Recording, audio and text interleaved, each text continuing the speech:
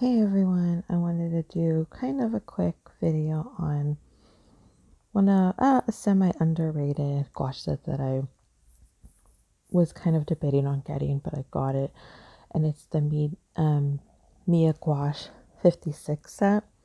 There's sets that have like 12 or I want to say even 8 if they're other brands, and I mean I just I just super fell in love with this. So it's like it has a foamy thing to make it not like bounce around, but the packaging is kind of cheap. Mine doesn't really close well, but I think for, around $50, 52, sometimes up to 54, maybe 55. Um, the price I think is like reasonable. It ends up being like $1, maybe even a little less, um, for each little bucket. And I'm just trying it on Canson Bristol paper, and I was super impressed by this paper. I feel like I used it before, but this one was amazing. And the outline I did, here's the paint again, is with this like Prismacolor pencil, and I thought it was like aquarelle, but it didn't really smudge at all.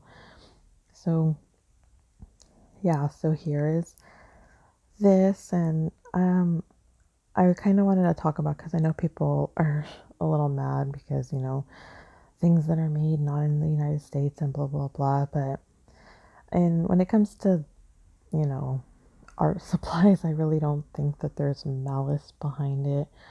um I feel like we're in an artist golden age, where it's just so accessible to everybody. And if you could just save up that little bit of money, or if you work that little more, um, do the little overtime, you could get yourself something really cool. And although this is not like Winsor and Newton, I feel like, platforms like Instagram and TikTok and even YouTube have kind of proved that you don't really need to spend a huge amount of money to make something beautiful. You could, find something relatively cheaper. And there, of course, there's always going to be those people that think like, oh, you should be making your own paint and pressing your own paper and creating your own paper and, cutting down your own tree to get the wood to paint on it. Like, there is going to always be those people. And then there's people that like I follow on Instagram that they literally just picked up one gouache set, a small pad of paper from their local store in countries like India or England or everywhere, France, and they just started painting and making amazing stuff. I don't think they spent too much money. And so, yeah, I do notice that, I mean, I want to say obviously this doesn't like compare to Winsor and Newton, but at the same time, I feel like I'm not a super 100% skilled painter where I could be like, oh yeah, you could 100% tell the difference. I think that all paint could achieve some kind of success, of course, obviously. I mean, like, even if you're just using water, like, people paint with tea. So I've painted with this for about a few months. If you noticed, a lot of my, um, you know, buckets, the little tiny buckets, they were kind of used up, and you saw mixed paint. And it's because I kind of do disrespect the colors sometimes. I kind of start mixing things and go, oh, I'll clean it later. I never really do. A lot of my art supplies, besides color pencils, always end up looking really like beat up in the end, just like my eyeshadow palettes. And this is one of those kind of cliche drawings where, you see a really cool sky, and then you kind of see a quote unquote black um, front or foreground, or um, whatever's like in front of you is like so overpowered by the powerful sunset or sky that it's just black. Now I didn't use black. Um, I think I used, well, no, I didn't use black. I think it was like dark blue and purple. But over, I started using other colors like reds, oranges, yellows. But now that I've seen that I'm drawing the fence part, I think I might have mixed a little bit of black.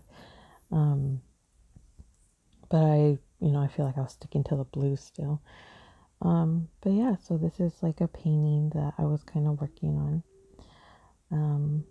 It was the picture that I took in front of my friend's house, and I thought it was like super pretty. Like some people I know live in places where you look out your window and you literally could see, or even just walking out just 5 feet away from your house, you see like an endless field of like openness. And I just think that's like so cool to like live near something like that. Of course, I know it could eventually be developed, but I just was telling her like you live in like the coolest area right now.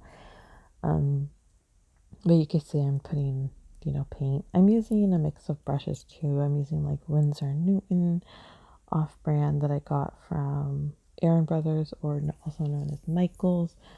And then super, super off brand. Like I don't even know where they are, at what they are. I don't see a name on them. And I just assume that they're, I think I got them on Aaron Brothers too, though. So maybe they're good. I don't know. And right here, I'm trying to do like the cloud that I saw in the reference photo. It was a weird kind of cloud, or a chemtrail. Maybe I shouldn't have said that because I'll mess up the algorithm. But in the end, it's just a painting.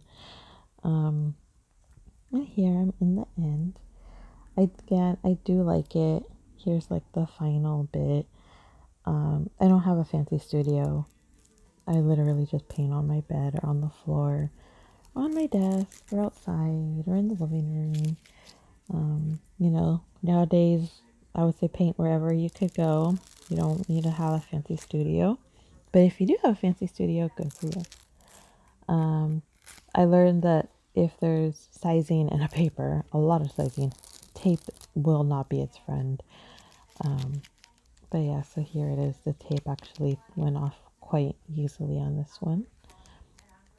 And I just like the way gouache looks in the end. It could be a mess, but it could also be really nice and cool. Here's a close up. Like with gouache, I feel like the closer you always get up, the crazy it looks. But when you kind of go out, you see it kind of uniform and it looks beautiful. And see, there's the setup. Literally just, my paint, palette, and paper. And here's a drawing. And you see Mars on the background. And then here's another picture. And then the final picture of all my paint. And thanks for watching. I hope everyone has a good day. And bye.